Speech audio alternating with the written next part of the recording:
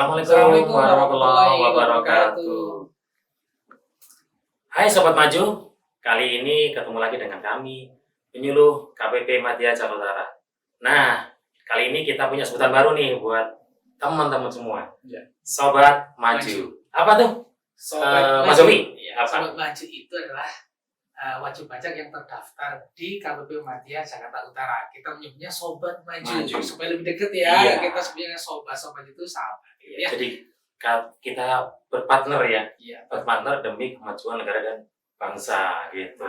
Nah, sebelum kita mulai nih, izinkan kami perkenalan dulu nih. Perkenalkan, nama saya Doni Kurniawan, penyuluh pajak Madya Jakarta Utara, dan saya Yogi Fardian, penyuluh pajak Madya Jakarta Utara. Iya. Nah, kali ini kami berdua akan mencoba sedikit sharing gitu ya tentang Per11. Nah, apa nih, Mas Yofi? Per11 itu apa sih sebenarnya? Per11 itu sebenarnya perubahan dari Per 03 ya Mas ya. Per 03, iya. Sudah terbit Prakerja nomor 03 tahun 2022 tentang faktur pajak. Nah, Per11 ini perubahannya, padahal belum setahun ya. Nah, itu kenapa nih? Kenapa kok dirubah ya? Padahal belum kira-kira apa setahun kan? Belum setahun ya. Waktu itu Per 03 itu diterbitkan di bulan April. Sekarang udah ada Per 11 nih gitu. Kira-kira apa sih penyebabnya kok dirubah dari Per 03 menjadi Per 11 kan gitu ya? Iya, kira-kira tampaknya apa Mas ini Mas? Nah, nih kalau kita boleh sharing ya, Sobat Maju ya.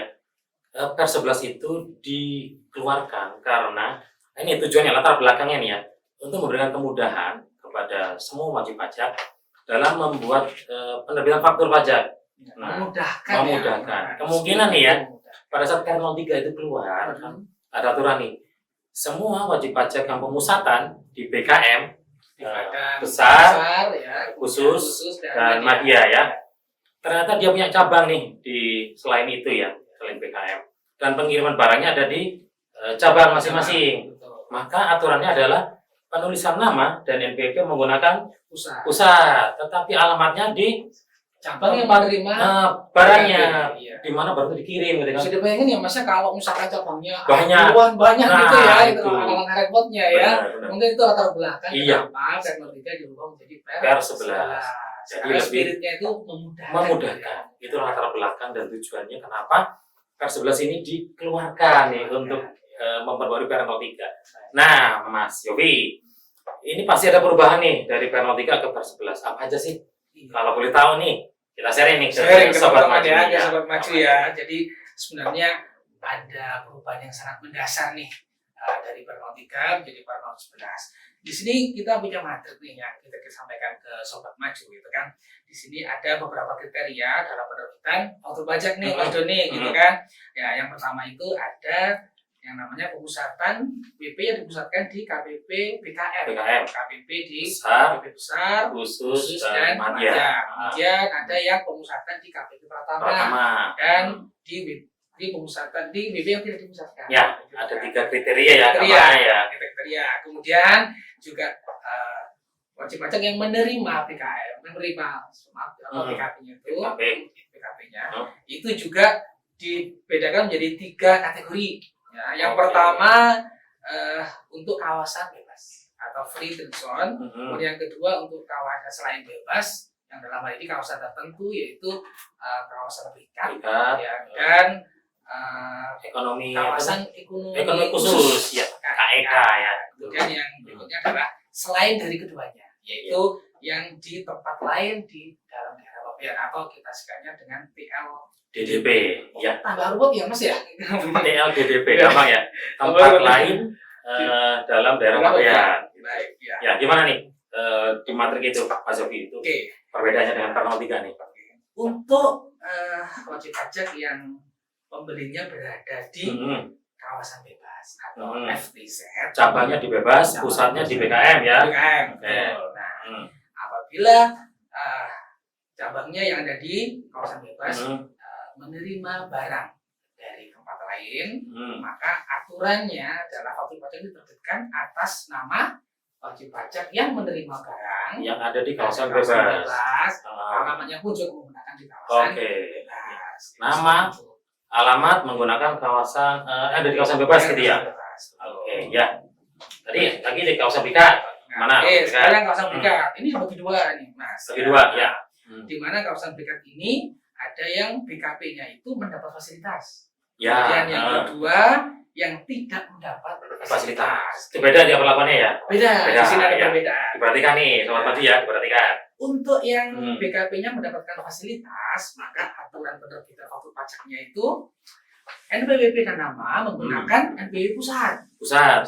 Ya. Sedangkan alamatnya adalah alamat yang menerima BKP, yaitu yang ada di kawasan berikat. Iya. Seperti itu. Tadi sama nih kayak panel 3 ya kan? Kalau yang ini ya, betul. sama Nah, nih. ini sama. Sama, yang ini sama nih. Ya. Kemudian yang berikutnya, yang BKP-nya tidak mendapat fasilitas, gitu kan? Maka aturannya adalah nama NPWP dan alamat menggunakan nama NPWP dan alamat BP pusat. Pusatnya. Pusatnya. Ini yang beda nih. Ini yang berbeda di sini, Beda nih, yang dengan beda panel antara 3 tiga nih. sama Ya. Oke. sebelah. Ya. Tapi di sini Mas yang saya agak bingung, Apa nih? kan? Ini kriterianya apa sih yang membedakan BKP itu mendapat fasilitas sama yang tidak? Itu kayak apa sih? Oh iya, begini Mas Yob. Jadi ini ya Sobat Madi ya. Penyerahan BKP yang mendapat fasilitas ke kawasan berikat atau kawasan ekonomi khusus itu yang mendapat fasilitas tidak dipungut adalah BKP yang digunakan untuk kegiatan produksi di kawasan berikat dan digunakan untuk kegiatan ekspor hasilnya ya, dan atas barang itu tidak untuk konsumsi. Tidak mengkonsumsi. Itu BKP yang mendapat fasilitas. Nah, untuk barang-barang yang kayak contohnya makanan, minuman, terus apa lagi? Pelumas. Nah, pelumas beda nih, beda ya, maaf ya. Pelumas juga bisa dibedain ya. Kalau pelumas itu untuk mesin produksi, maka termasuk BKP yang mendapat fasilitas. Tapi kalau dia untuk pelumas yang kendaraan operasional, maka itu non BKP, BKP yang non fasilitas. Baik, jadi kesimpulannya kalau BKP itu untuk proses produksi dan bukan untuk konsumsi ya. Bukan Ya. untuk konsumsi, maka mendapat Fasilitas. Sementara yang tidak mendapat fasilitas itu untuk barang-barang yang tidak berhubungan langsung dengan proses produksi. Seperti itu ya Mas ya. Dan dikonsumsi langsung gitu ya. Dan dikonsumsi secara langsung. Kemudian yang ketiga nih Mas. Nah, ini yang tadi ya. Yang TLDDP ya, TLDDP lain di dalam daerah pabean. Nah, maka aturan penerbitan faktur pajaknya adalah nama NPWP dan alamat menggunakan WP pusat. WP pusat. Jadi nama, alamat sama NPWP-nya menggunakan WP pusat. Jadi balik lagi ke aturan yang dulu ya. Tidak lagi ke alamat yang menerima BKP. Iya, ini yang beda dengan PRL 3 nih ya. Ini yang beda nih ya. Iya. Jadi tadi yang terdaftar di BKM Mas, yang di besar, khusus sama Magdia. Nah, untuk yang di KPP Pratama, pemusatannya ini gimana nih Mas? Ini Sobat Maju nih ya, ini sekedar tambahan pengetahuan Sobat Maju karena pada dasarnya kan Sobat Maju udah tahu di Madya nih ya, KPP Madya. Ini untuk informasi tambahan bagi wajib pajak nih yang memiliki pusat di Pratama, tetapi dia punya cabang di lain ya, di tempat lain gitu ya. Maka untuk pencatatan pembuatan fakturnya itu menggunakan nama dan NPP-nya dan alamatnya menggunakan di mana barang tersebut dikirimkan. Yang menerima barang. Jadi katakanlah nih contoh dia di Pratama A gitu ya, pusatnya di Pratama A, sedangkan pengirimannya di Pratama B. Maka untuk pembuatan fakturnya nama, NPP dan alamat menggunakan alamat Pratama B yang menerima tersebut. Nah, terus tadi kalau ada contohnya apa nih? Pusatan ya, ini tadi contoh untuk yang pengirimannya ke kawasan bebas ya, maaf ya Sobat Maju, kawasan bebas, kawasan berikat, kawasan ekonomi khusus gitu ya. Jadi begitu. Aturannya seperti itu ya. Menuliskan alamatnya sesuai dengan di mana barang tersebut dikirim ke bebas atau kawasan berikat ya. Tetapi kalau dia kirimnya nih ke TLDDP ya, ada dua perlakuan nih. Kalau gini ya, jadi kalau di Pratama itu pemusatannya itu dia bisa milih. Katakanlah pusat itu punya 5 cabang ya. 5 cabang. Iya, 5 cabang. Yang dipusatin cuma 3 nih. Boleh ya seperti itu ya? Boleh. Kalau di Pratama boleh nih. Boleh. Dia hanya pemberitahuan 3 cabang doang nih yang dipusatkan. Yang dua tidak. Yang dua enggak. Ternyata pengirimannya ke cabang yang dipusatkan. Maka untuk alamat, nama, menggunakan pusat. Nama, NPWP, alamat menggunakan pusat. Kalau Tetapi, tidak dijalankan, Nah, kalau ngirimnya ke cabang yang nggak dipusatin, Ya. maka nama, NPWP dan alamatnya menggunakan NPWP cabang tadi. yang menerima Gitu. BKP tersebut ya. Iya, Yang jadi tidak dipusatkan ya. yang nggak dipusatkan ya. Jadi ini bedanya kalau di Pratama dengan BKM ya. Kalau Pratama itu dia pemberitahuan, pemusatan beda nih, bebas bisa semuanya, bisa sebagian yang sebagian dipusatkan. gitu ya. Tidak seperti BKM ya. Kalau Ya, BKM otomatis terpusat otomatis. semua ya. Iya, begitu.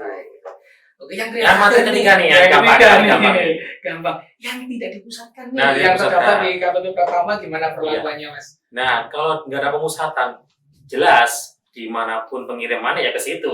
Sesuai dengan barang diterima ya, Mas ya. Barang dikirim kemana, ya itu ditulis seperti ke situ.